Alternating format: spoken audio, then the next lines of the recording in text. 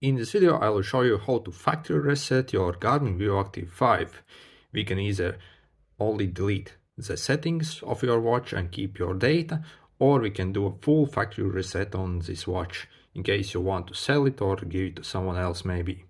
So to do this, we are going to need to press and hold this lower button for 2 seconds. Then click on settings and scroll all the way down and click system. Then scroll almost all the way down again, where you see this option reset. Click on that, and there you got two options here.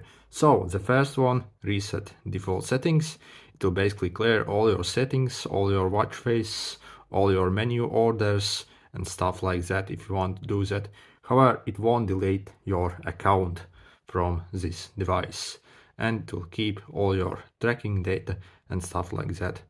However, if for example you want to sell your watch or maybe return the store or something has happened to it and you just want to reset it so to a state as it came basically from factory, we are going to need to press this second button. So let's press the second, and yeah, it basically tells you what it will do, and we are going to need to confirm or decline. So let's confirm, and it should start its work right now. Might take a while. You see, it has started doing this. It's important to fully charge your watch, well, almost fully charge. Make sure it's at least 50% charged while you're doing this. Otherwise, if your watch shuts down due to low battery while you're doing this, this might damage your device. It doesn't take that long usually, but if you got maybe 5% of your battery left, make sure it's fully charged first.